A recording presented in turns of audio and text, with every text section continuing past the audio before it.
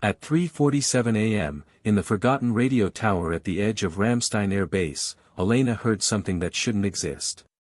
A frequency that had been silent for 23 years suddenly crackled to life. The voice spoke in Serbian. The song was one she knew by heart. And the last time she heard it, 47 soldiers died. Welcome to Silent Legends. Before we go deeper into this story, tell us in the comments which city or country you're watching from. And if you believe stories like this deserve to be told, hit that subscribe button to support the channel. Act 1, The Invisible Technician ===. Most people at Ramstein Air Base never noticed Elena Volkov. She was just the woman who climbed the old radio towers, the one who fixed crackling speakers in briefing rooms, the technician who arrived before dawn and left after dark. Her coveralls were faded, her toolbox was dented, and her English carried a thick Eastern European accent that made some officers assume she wasn't worth talking to. She lived alone in a small apartment 15 minutes from base. No photos on the walls. No visitors. Just a shelf of old radios, each one meticulously restored, and a locked drawer she never opened in front of anyone. Every morning, Elena followed the same routine. Black coffee, no sugar. Check the weather patterns for radio interference. Review the frequency logs from overnight. Then she'd load her toolkit and drive to the base in a truck older than most of the soldiers stationed there. The younger airmen called her the radio grandma. Some joked that she probably still used a rotary phone. Lieutenant Marcus Webb once asked her if she knew how to use email. She just nodded and walked away, carrying a 40-pound antenna array like it weighed nothing. But Colonel Sarah Chen had noticed something different about Elena. The way she moved up tower ladders with practiced ease, like she'd done it under fire. The way her eyes would track aircraft with the precision of someone who'd called in air support before. The way she'd pause, just for a second, when certain frequencies came through the speakers. Chen had pulled Elena's file once. It was thin. Almost too thin. Employment history at Ramstein for 12 years. Before that, a 2-year gap. Before that, telecommunications work in Germany. And before that, nothing. No military record. No deployment history. Just a blank space where a past should be, but what nobody knew was that Elena Volkov wasn't her real name. And the towers she climbed every day held secrets she was still trying to forget. That it was a Tuesday night when everything changed. Elena was scheduled for overnight maintenance on Tower 7, the oldest structure on base. Built during the Cold War, it was mostly decorative now, a relic that the Air Force kept operational out of tradition more than necessity. She was 40 feet up, replacing a corroded connection point, when her handheld frequency scanner picked up something unusual. A signal on 4,625 kHz. The buzzer frequency. An old Soviet numbers station that had been broadcasting since the Cold War, usually just a monotonous buzz interrupted occasionally by Russian voice messages. But this wasn't Russian. This was Serbian. And it wasn't random. It was a song. Far Away, a Serbian folk song from World War I. The same song that had been used as a coded signal during the Bosnian War. Elena's hands froze on the antenna connection. Her breath came short.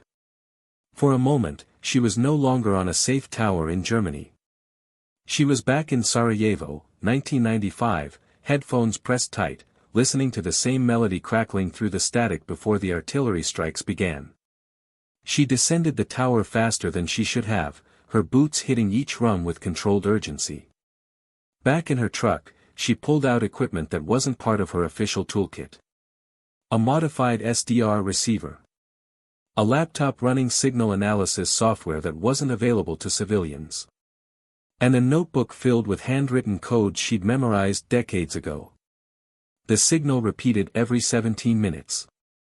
3 verses of the song, then silence. In between the verses, barely audible beneath the music, was a data burst. Encrypted. Modern encryption layered over an old frequency, the perfect hiding place because nobody monitored these channels anymore. Almost nobody, but Elena wasn't just any technician. And the reason she recognized this signal was something she'd never told anyone at Ramstein. Something that officially never happened at IN 1993, Elena had been someone else entirely. Lieutenant Elena Kovac, Yugoslav People's Army, assigned to signals intelligence during the siege of Sarajevo. She'd been 26 years old, fluent in 5 languages, and one of the best signal interceptors in the Balkans. She'd worked in a basement bunker, listening to enemy communications, tracking troop movements by their radio chatter. She'd learned to recognize individual radio operators by their keying patterns, their voices, the way they breathed between transmissions. And then she'd switched sides. The moment that changed everything came on a frozen February night. She'd intercepted a Serbian militia transmission planning a mortar strike on a civilian market. The coordinates were exact. The timing was set. She had 40 minutes to warn someone. But warning the Bosnian defenders meant revealing herself as a double agent. It meant burning her cover, ending her intelligence career, and marking herself as a traitor to her own army. She made the call anyway. The market was evacuated. 47 lives were saved. And Elena, officially declared a deserter, disappeared into the chaos of the war. For 3 years, she'd worked with NATO forces, translating intercepts, analyzing enemy signals, identifying command structures. She'd operated under 6 different names, moved through 4 countries, and helped prevent attacks that would have killed thousands. When the war ended, she'd been offered a new identity. A clean passport. A quiet life. She'd chosen Germany, chosen radio work, chosen silence. But some signals never really go silent. Now, sitting in her truck with that familiar melody playing through her speakers, Elena realized someone was using the old codes. Someone who knew the Bosnian playbook. And that meant someone from her past was operating on or near this base. Elena didn't sleep that night. She ran the encrypted burst through every decryption algorithm she could access without triggering security alerts. By dawn, she'd isolated 3 pieces of information from the data stream. 1. The signal originated from within 50 kilometers of Ramstein. 2. The encryption was Russian military grade, current generation. 3. The transmission schedule matched the guard rotation times at the base's nuclear weapons storage facility. Someone was conducting surveillance. Someone with access to old Yugoslav signals training and new Russian intelligence resources. And they were using a frequency so obscure, so outdated, that no one was supposed to be listening. Elena knew she had 2 choices. Report it and risk questions about how a civilian technician recognized a 30-year-old Serbian military code. Or investigate it herself and risk everything she'd built in her quiet, invisible life. She chose the third option. She called in sick for the first time in 12 years and went hunting. But what Elena didn't know was that someone had been watching her for weeks. Someone who recognized her the moment she'd paused, just a fraction too long. When a Serbian phrase came through a radio test 3 months ago, Elena tracked the signal to an abandoned NATO facility 30 kilometers northeast of Ramstein. The old listening station had been decommissioned in 2005, its antennas left to rust, its building stripped of equipment. She approached on foot, moving through the pine forest with the same careful silence she'd learned in Sarajevo. Through binoculars, she spotted what she expected, a vehicle parked behind the main building, antennas jury-rigged to the old tower framework, and a light in the basement window. What she didn't expect was the second vehicle hidden in the tree line. Or the man standing beside it, watching the same building through his own binoculars. Colonel Chen. Elena's first instinct was to retreat, vanish into the forest. But Chen spoke without turning around, her voice low and controlled. 12 years, Elena. I've waited 12 years for you to make a move. Elena stayed frozen, calculating distances, exits, options. Chen continued. I knew who you were the day you applied for the job. Elena Kovac. The ghost of Sarajevo. Signal intelligence operative who saved 47 people in a marketplace and disappeared into legend. I don't know what you're talking about, Elena said carefully, still in character, still playing the immigrant technician. Chen finally turned around. She held up a file, thick with documents. I was at NATO intelligence in '95. I read every report from the Balkans. Your work saved lives. Including the life of my translator, who was supposed to be in that market that day. The silence stretched between them, broken only by wind through the pines. Why didn't you say anything? Elena finally asked. Because I wanted to see if the legend was true. If you were really as good as the stories said. And tonight, tracking a signal nobody else on this base could even identify, you proved it. Who's in that building? Elena asked. Someone who's about to make a very big mistake, Chen replied. And you're going to help me stop him. But the situation was worse than either of them realized. Because the man in that building wasn't just conducting surveillance. He was waiting. And the trap wasn't set for Ramstein. It was set for Elena. His name was Marko Dragovic. Serbian intelligence, currently working as a contractor for Russian GRU. And 28 years ago, he'd been the radio operator whose transmissions Elena had intercepted in Sarajevo. He'd spent nearly 3 decades looking for the person who'd betrayed his unit that day. The voice on the other end of his encrypted calls who'd warned the civilians. He'd tracked radio operators across Europe, following rumors of a female signals expert who'd vanished after the war. And 6 months ago, he'd gotten lucky. A chance comment from a retired German intelligence officer about that Bosnian woman who works at Ramstein. A casual mention that she still had nightmares about old frequency codes. Dragovic had spent months planning this moment. The broadcast was bait. The old Serbian song was a signature only one person would recognize. And when Elena came looking, he'd be ready. He sat in the basement of the abandoned listening post, watching 3 monitors. One showed the forest approach from the north. One showed the service road from the west. And the third showed a live infrared feed from a drone hovering 200 feet above the tree line. On the thermal image, 2 figures were visible at the forest edge. He zoomed in, recognizing military posture in one. The other moved differently. Careful. Practiced. The movement pattern of someone trained in hostile territory. Elena Kovac. He smiled and reached for the detonator. The building was wired with enough C4 to collapse the entire structure. But he wouldn't trigger it yet. First, he wanted to see her face. He wanted her to know who had found her, but Dragovic had made one critical mistake. He'd assumed Elena was still running alone. He'd assumed she was still trying to hide. He didn't know that for 12 years, she'd been preparing for exactly this moment. Elena and Chen moved separately. Chen approached from the west, using her military credentials to call in backup discreetly. A tactical team scrambled under the cover of a routine security exercise. Elena approached from the north, carrying equipment that wasn't in any official Air Force inventory. She'd modified it herself over the years, building counter-surveillance tools in her apartment, always ready for the day when her past caught up to her present. She detected the drone first. Its radio signature was clean, but she'd learned to spot the subtle electromagnetic patterns of modern UAVs. She pulled out a directional jammer, custom-built, and sent a targeted pulse that wouldn't trip nearby base alarms but would make the drone think it had lost GPS lock. The drone stuttered, recalibrated, and returned to its launch point, 300 meters south. Right where Dragovic was waiting. Elena circled around, approaching from the drone's return path. She moved in shadow, each step placed with precision, her breathing controlled. The muscle memory of wartime fieldcraft came back like she'd never stopped using it. She reached the basement window and peered inside. One man. Multiple monitors. Radio equipment.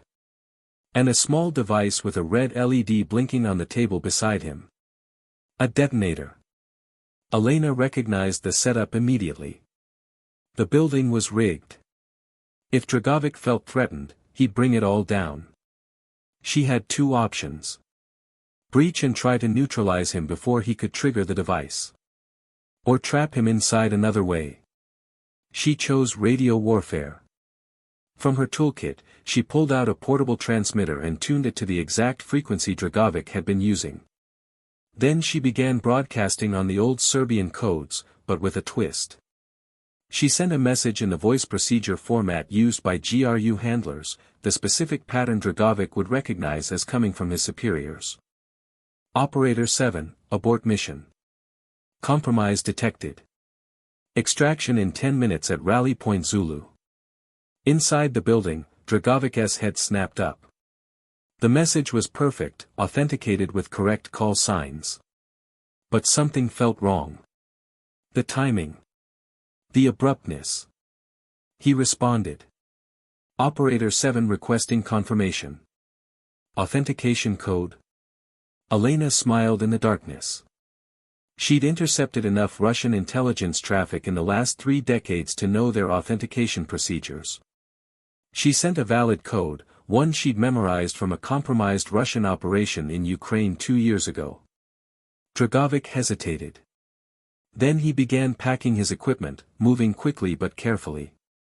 He left the detonator on the table, armed but not triggered. The building would still explode if anyone tampered with it, but he wasn't taking it with him. He emerged from the building 7 minutes later, carrying a bag of equipment, moving toward a vehicle hidden in the southern tree line. Chen's tactical team was waiting. They took him without a shot fired, professional and swift. Elena stayed in the shadows, watching as they secured Dragovic, cleared the building, and called an EOD to handle the explosives. She started to back away, to disappear back into the forest and return to her quiet life. But Chen had seen her thermal signature on the tactical team's display. The colonel walked directly to Elena's position, stopping 3 feet away. "You're not vanishing this time," Chen said quietly. "I'm not military," Elena replied. "I'm just a technician. You're a legend who's been hiding in plain sight. And I'm offering you a choice. Keep climbing towers and pretending to be nobody. Or come work for me. Real signals intelligence. Real operations. The kind of work where people like you don't have to hide anymore."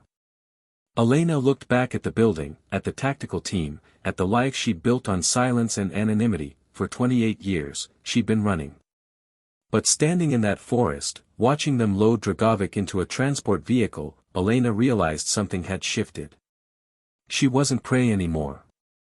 She never had been. 1 week later, Colonel Chen called an unusual briefing in the secure conference facility at Ramstein. Present were Base Command, NATO intelligence liaisons, and a representative from Air Force Special Operations. The topic: a thwarted espionage operation that had been monitoring U.S. nuclear assets for 6 months. Chen presented the evidence. The signal intercepts. The pattern analysis. The identification and capture of a hostile intelligence operative. And then she did something unexpected. She called Elena into the room. The officers looked confused. Several recognized her as the technician who'd fixed their radios. Others had never noticed her at all. Chen handed Elena the briefing remote. "Tell them how you found him." For the first time in 12 years, Elena spoke in her real voice. Not the accent-heavy broken English she'd used to blend in. But the clear, precise voice of an intelligence operative who'd operated in 6 war zones. She walked them through the signal analysis. The frequency identification. The recognition of outdated Yugoslav signals procedures. The tracking and counter-surveillance operation. When she finished, the room was silent. The NATO intelligence liaison spoke first. "You're telling me we've had a Bosnian War signals legend working as a maintenance technician for over a decade, and nobody knew?" "Correct," Chen said. "Because she wanted it that way. Until we needed her." General Howard, base commander, looked at Elena with new eyes. "Why didn't you report this through official channels?" "Because official channels would have asked questions I wasn't ready to answer," Elena replied. "Questions about my past. My real identity. The operations I ran under 6 different names. And now? Howard asked. Elena glanced at Chen, then back at the general. Now I'm tired of hiding. And apparently, I'm still useful. The room erupted in discussion. Security concerns. Clearance questions. Protocol violations. Chen let it run for 2 minutes, then cut through the noise. Here's what's going to happen. Elena Volkov, formerly Elena Kovac, formerly 5 other identities, is going to be offered a position as Senior Signals Intelligence Analyst with Ramstein Special Operations Support. Full clearance. Full acknowledgement of her wartime service. And full protection under NATO intelligence protocols. And if she declines, someone asked. Chen looked at Elena. Then she goes back to climbing towers. But I don't think she's going to decline. Elena stood there, feeling the weight of 28 years of silence pressing against the possibility of finally being seen. Of finally being acknowledged not as a technician or a deserter or a ghost, but as someone who dedicated her life to protecting people, even when it meant sacrificing everything else. I accept, she said quietly. On one condition. What's that? Howard asked. I still get to fix the radios when they break. Some of those kids don't know the difference between HF and VHF, and it's embarrassing. For the first time in the entire briefing, someone laughed. Then more joined in. The tension broke like static clearing from a frequency, but in that moment of laughter, as decades of hidden identity finally resolved into recognition, nobody noticed the small detail that Elena had left out. The real reason she'd taken the technician job at Ramstein. The person she'd been watching for. The signal she'd been waiting to intercept. Because Marko Dragovic wasn't the only ghost from Sarajevo who'd survived the war. And the frequency Elena monitored every night wasn't just the one that had been broadcasting last week. It was the one that had been silent since 1995. Until 3 nights ago. When it whispered a name she'd thought was dead. And transmitted coordinates inside Ramstein Air Base itself. 6 months later, Elena no longer wore coveralls. She worked in the Secure Signals Intelligence Center, her desk overlooking the same radio towers she used to climb. She had a team now. Analysts who looked at her with respect instead of dismissal. Officers who understood that the quiet woman who'd fixed their radios had been running counterintelligence operations in her head the entire time. But late at night, when the base was quiet, Elena still climbed Tower 7. She'd bring her modified receiver and scan the old frequencies. The forgotten channels. The spaces between official communications where ghosts still whispered. Because she'd learned something in 28 years of hiding and listening. The most important signals weren't the loud ones. They weren't the encrypted bursts or the official channels. They were the silences. The gaps. The moments when someone stopped transmitting and you had to ask yourself why. And somewhere out there, on a frequency only she was monitoring, someone was maintaining radio silence. Someone from Sarajevo. Someone who knew her real name. Someone who was waiting for her to respond. As the sun rose over Ramstein, painting the antennas in gold light, Elena adjusted her frequency scanner one more time. And then, for the first time in 28 years, she transmitted. Not a coded message. Not an encrypted burst. Just 3 words, in Serbian, on a frequency that officially didn't exist. I'm still here. And in the static that followed, she heard the faintest crackle of acknowledgement. Someone was listening. Someone remembered. And the silence that had lasted 3 decades was finally ready to end. If this story reminded you that heroes don't always wear uniforms, and that sometimes the most powerful warriors are the ones you never see, share it with someone who needs to hear it. Comment respect if you believe every silent guardian deserves to be acknowledged. And subscribe to Silent Legends, because the world changes when hidden voices finally speak.